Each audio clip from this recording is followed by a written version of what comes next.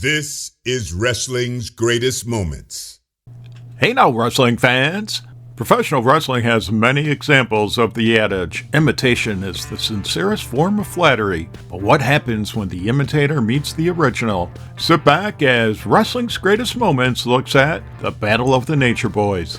Before we get started, don't forget to subscribe to our channel and hit that notification bell so you don't miss a single video.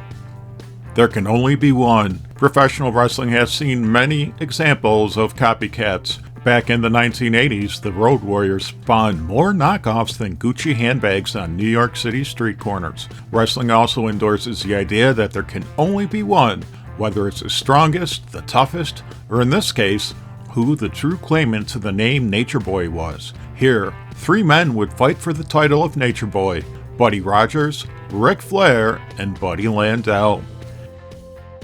The original Nature Boy. Before we look at this epic battle, let's look at who Buddy Rogers was. Future wrestling megastar Herman Rohde was born in Camden, New Jersey on February 20th, 1921. Rohde trained in amateur wrestling at the local YMCA, later enlisting in the United States Navy and becoming a police officer.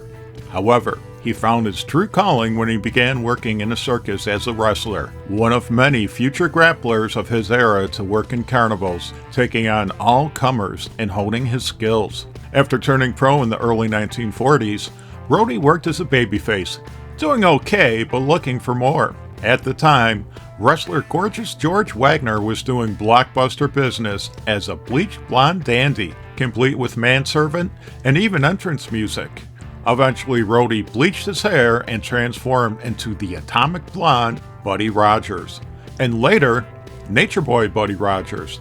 As historians have noted, Rogers' act wasn't unique, but Buddy took it to the next level, incorporating Wagner's arrogance while mixing in a fast-paced in-ring style loaded with high spots, as he became the nation's top heel.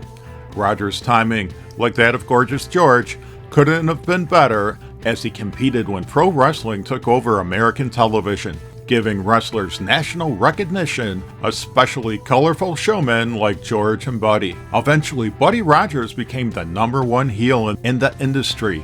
Indeed, historians Greg Oliver and Steven Johnson's book, The Pro Wrestling Hall of Fame, The Heels, rank Rogers as the best ever, and with good reason. Rogers was the sport's top gate attraction for the better part of 2 decades, until he lost the Worldwide Wrestling Federation world title to Bruno Sammartino in May 1963. In the book WWE Legends, Vincent Kennedy McMahon recalls his admiration for Rogers while he was growing up and what the Nature Boy brought to the business. He had a great physique and was very charismatic. Buddy was also very reliable. A tremendous athlete, Buddy was far and away one of the best athletes ever in the business, and very smart in the ring and outside the ring. Nonetheless, Buddy Rogers was a polarizing figure. Wrestler Don Fargo, kayfabe brother to Jackie Fargo, would write of Buddy, "If for no other reason, I admired Buddy because he always reached out to help the people he liked. If he liked you, he'd do whatever he could to help you." Other wrestlers, not so much, particularly Lou Thesz, who held a lifetime grudge against Rogers after Buddy insulted Thesz's mentor, Strangler Ed Lewis. In his memoir Hooker, Thesz praises Rogers' abilities, but also notes his disdain for the man. In my book, he was the best performer our business ever had. That doesn't mean I liked him though. I had enormous respect for the performer, but I never trusted the man. And that was a majority opinion within the industry. He was very self-centered and interested only in what was good for Buddy Rogers and not what was good for pro wrestling. Buddy Rogers, king of the mat game. Buddy's ability to consistently draw big houses led to the National Wrestling Alliance putting the NWA World Heavyweight Championship on him. On June 30th, 1961, 38,000 fans at Chicago's Comiskey Park watched Nature Boy Buddy Rogers dethrone NWA World Heavyweight Champion Pat O'Connor after 3 falls. The show set a new U.S. wrestling box office record of $125,000. Rogers, humble as ever, would tell the fans after winning, "To a nicer guy, it couldn't happen." Buddy's championship reign became controversial when he began defending the title more in Vincent J. McMahon's NWA Capital Wrestling promotion, ignoring smaller NWA territories. It was customary and expected for the champion to tour all the NWA territories and defend the title. The NWA had been built on the idea of a touring champion who appeared in the group's various locations, be they small markets or big ones. Still, Rogers' drawing power was undeniable. Historian Tim Hornbaker writes, "As champion, Buddy was astonishing.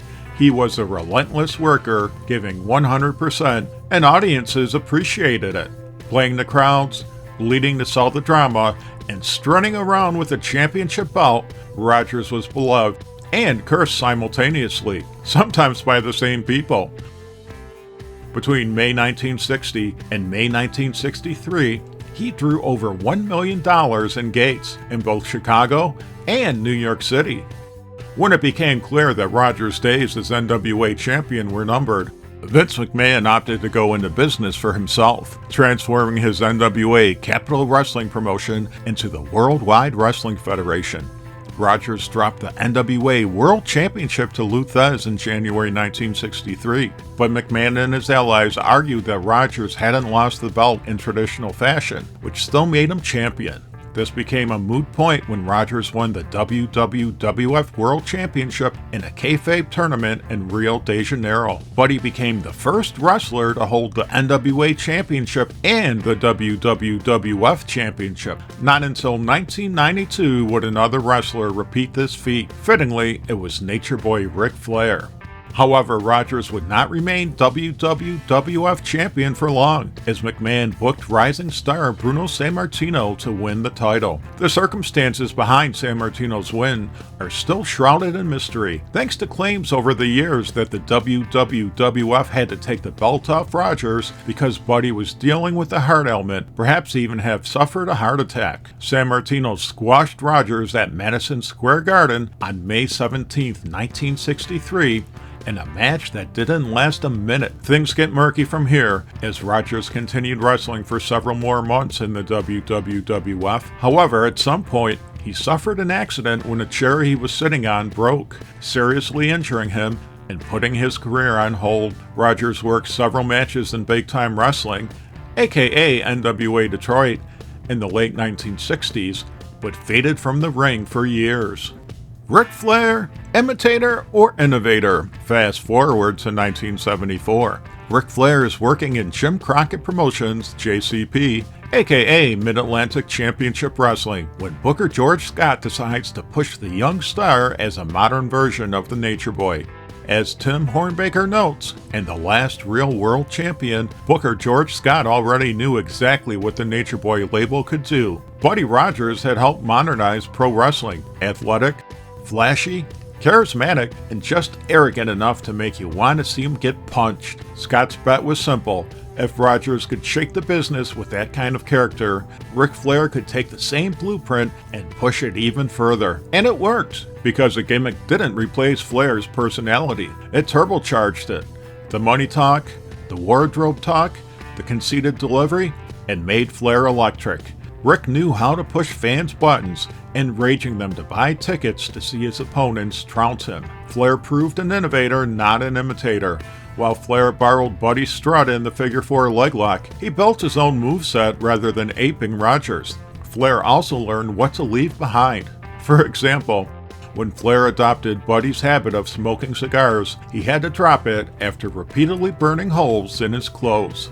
As Tim Hornbaker notes, Flair's approach worked well for him. Flair may have been using the gimmick created by Buddy Rogers, but he was introducing his own take on the Nature Boy character. It was a stark contrast to many of his contemporaries, and his flashiness and perceived unpredictability were magnetic, much like Rogers had been in his heyday.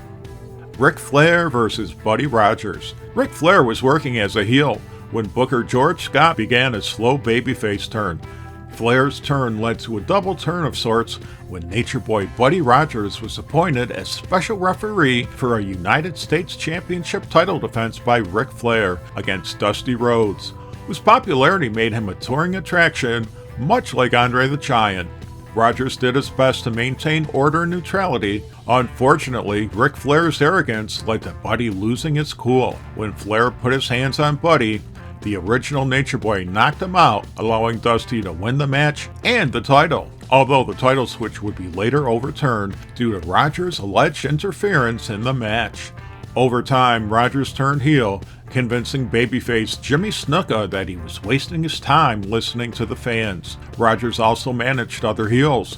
The original Nature Boy also wrestled in tag team matches, but his mano-a-mano matches against Ric Flair was what fans best remember. The two clashed on July 8, 1979 at the Greensboro Coliseum in the Battle of the Nature Boys, with the U.S. champion defeating Rogers.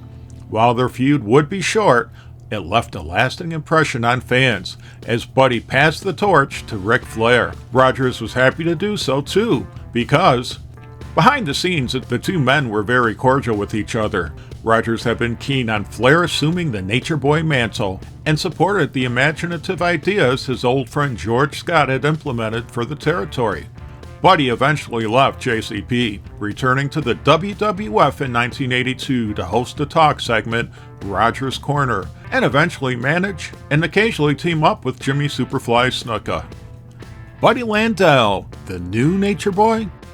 By 1985, Ric Flair was the king of the NWA, but a young lion named Buddy Landel was on the prowl. Landel broke into business in 1979 after training under famed grappler Boris Malenko. Malenko's reputation helped Landel break into the business, but Buddy's work was what made him a star. Landel scored his big break in 1983 when he was asked to dye his hair blonde and work in Puerto Rico as a heel. From there, his career began to build momentum as Nature Boy Buddy Landel. Landel arrived in JCP in 1985 with manager James J. Dillon at his side, and big things loomed on the horizon.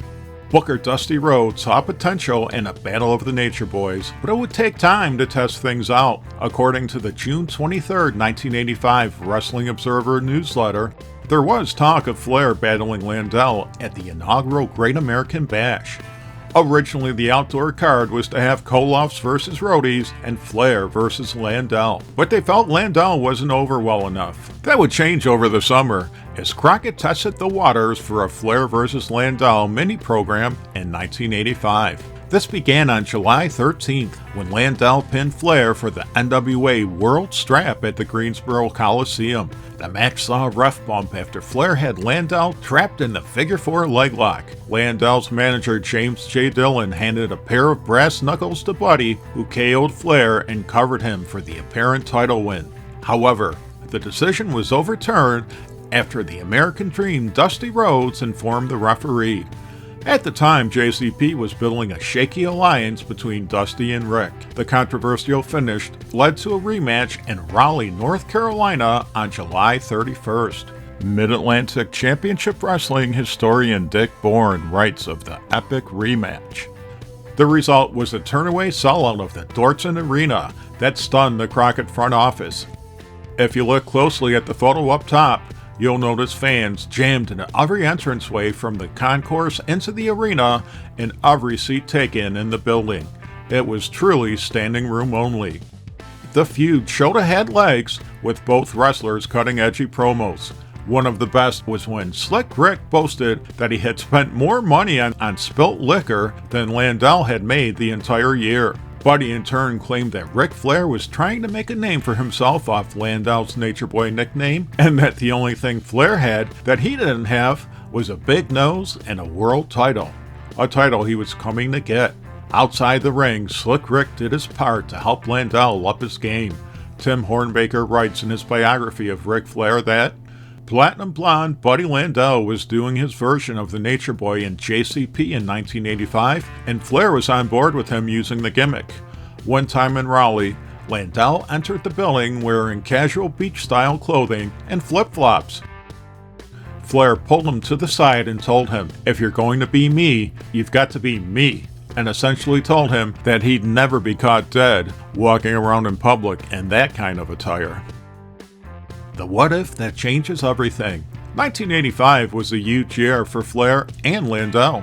Booker Dusty Rhodes put their feud on the back burner as Flair went full heel, feuding with Rhodes while J.J. Dillon guided Landel to the National Heavyweight Championship. Wrestling lore has it that Dusty Rhodes wanted to save the Flair vs. Landel program for 1986. Unfortunately, Landel's personal demons got the best of him when he overslept a TV taping after an alleged hard night of partying. In 2011, Landel told wrestling historian and journalist Mike Mooneyham about the circumstances behind his abrupt departure.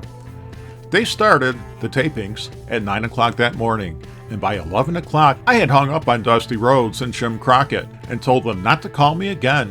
I was national champion at the time. When I got there, Dusty told me to give him the belt and that I didn't work there anymore. I said, okay.